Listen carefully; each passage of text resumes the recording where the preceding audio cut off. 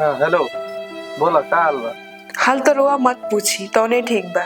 रउ घर के लोग चैन से जिए दी तब न। अरे तब बतैबू तब न का भइल बा। देखी कान खोल के सुन ली, हमरा नैहर ब्याह पड़ल बा, हम मुझे जाए चाहत हनी। रोआ घर के लोग रोका त काई ठीक होता।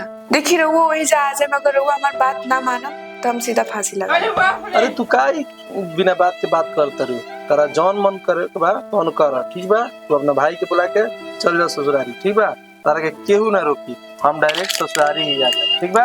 अब खुश बाड़ू नो? ठीक बा, फोन रख। हाँ हमार जान, अब हम खुश बानी, जाते नहीं अब हम तैयारी होके बाय बाय। बाबूजी का कहत हो? भैया जब बाहर से आवत रहन तो कुछ डाउन पेमेंट क के एगो ट्रैक्टर लिया जा, बाकी हम ट्रैक्टर से कमा के लोन भर दे, आ हम घरे रहे तो तार सपोर्टो मिली। बाबू बात तो ठीक कहता रे, आवे तो बड़का के अगर ससुरारे बियाह हो पड़ल मैं तो एबे करी ले आ जाए ट्रैक्टर। बाबूजी अब भैया के ससुरिया हम ही न जाए नेवतवा पर, तो एक सीट बुसट पैंट खरीद देता न तो बड़ा बढ़िया रहित। रे बड़का होते न बा तोर खातिर कपड़ा ले जेबे करी, उहे पहन लिए का जो पैसा खर्चा हो। अबे तो खाना हो गइल बा के खाली सब है। चल बड़े ही बुलाओ देख खाना खा जा। चल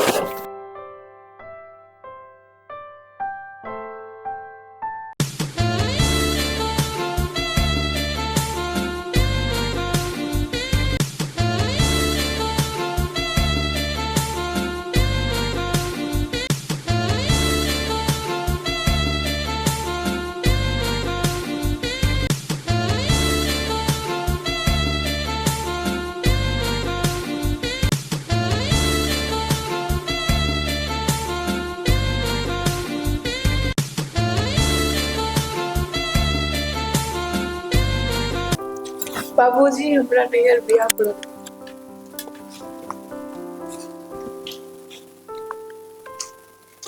तो अभी ले तोर नजर से नेवता ना आई। काम धाम में लगले होइलो, टाइम मिली तो जरूरी, लेकिन तुम कहा तुमने कि नैहर भेज देती जो मुन्ना बाबू लेके पहुंचाए थी।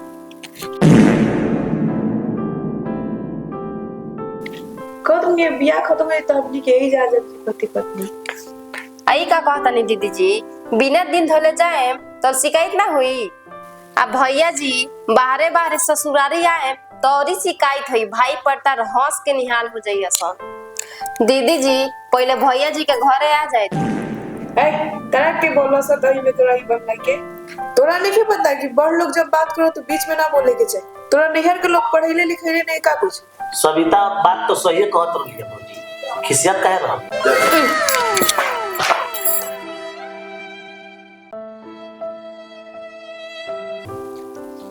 अब भौजी खुश जागली जा रे चुप, खाना खो जहाँ चार गो पड़ता रहो तहाँ बाजेला है मुना पहले ना खाली बना।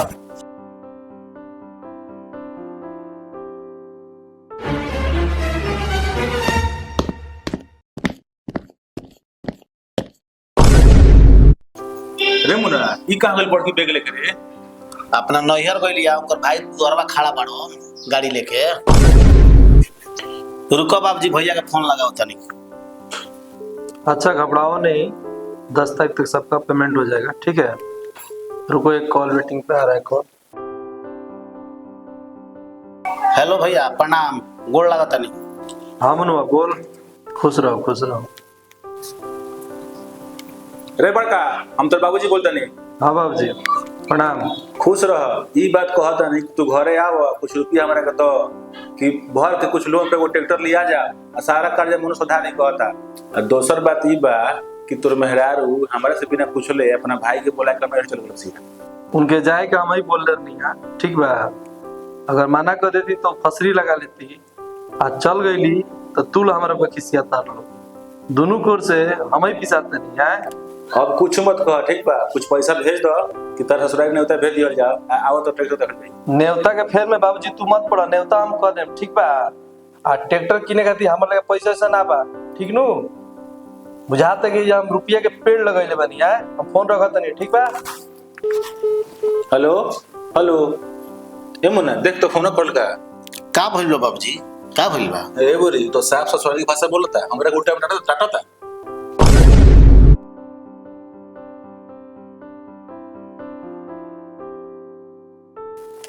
गोड़ लगतन बाबूजी। खुश रह आई बेग ले कहां हो? कमाए जाता नहीं बाबूजी। भैया जब पालरा झाड़िए लो तो कमाए के तो पड़बे करी। तोरा कहे नहीं जाके ठीक बा, चल ते बेग रख व्यवस्था में लागल बानी 2 से 4 दिन टिकट आ जाई। हम सोच रहल बानी कि हम ते मिली खूब मेहनत कर ले आ बागा के जरूरत हमरा नहीं है। लेकिन बाबूजी लेकिन तुम कुछ ना बेटा, देखो बाबू तू ही तो हमरा बुढ़ापा का सहारा बाड़ो, अगर तू ही चल जेब तो हम केंगा रहे।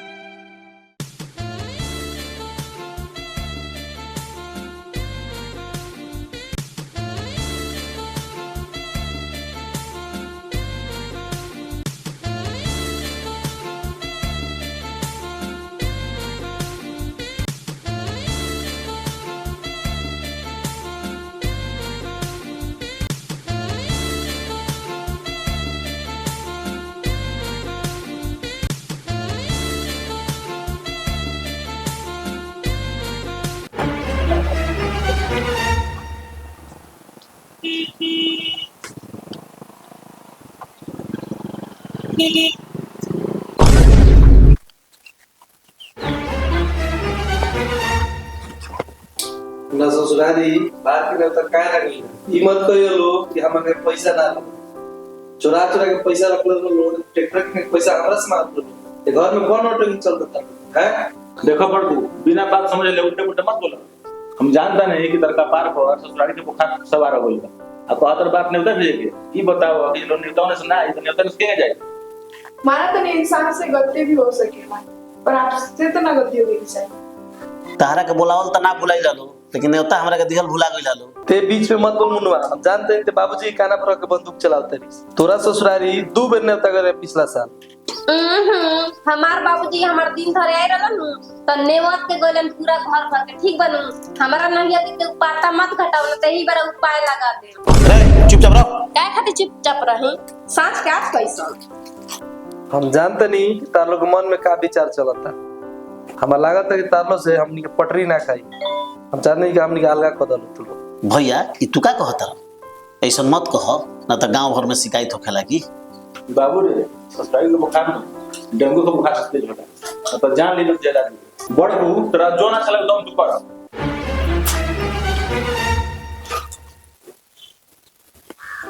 चलिए घर।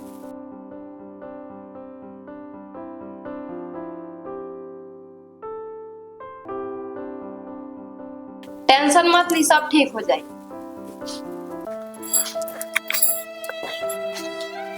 बाबूजी चली खाना खा ली। ना छोड़ जा समाचार।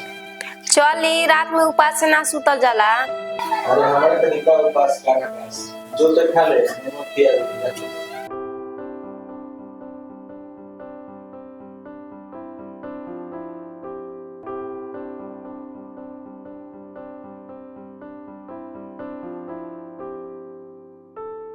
तेईस कट्ठा 5 धूर 15 धूर की मिली पे 23 कट्ठा 5 धूर 15 धूर की मुना के अचानक में 10 कट्ठा रखल में चियन खाती जब हम रहे गोई दोबड़ा बाबूजी ये ट्रैक्टरों में बंटवारा हुई।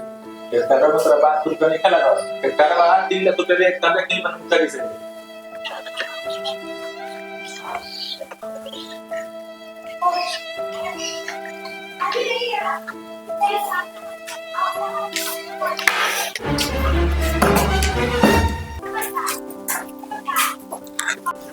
बाबूजी ई सब रख, तुम घर के मालिक बड़, ई सब हमरा से ना सब का रे ठीक है तो कह दनी यहाँ के रउआ लोग बैठी हम चाय लेके आवतनी।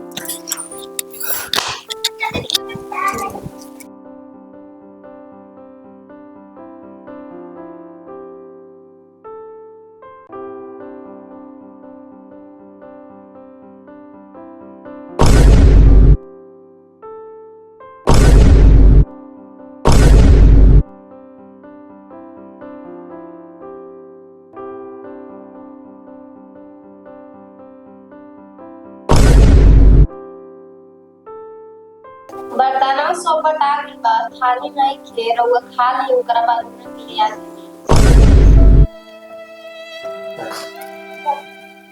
मुनवा ते खाना खो, हमारे बैग से आवता। एगो काम करो, खाना तो तू खैले ना हो कबू, प्लेट है कहीं को बताओ। हैलो खाना खा लो, हम जाते हैं बाजार से आवतन।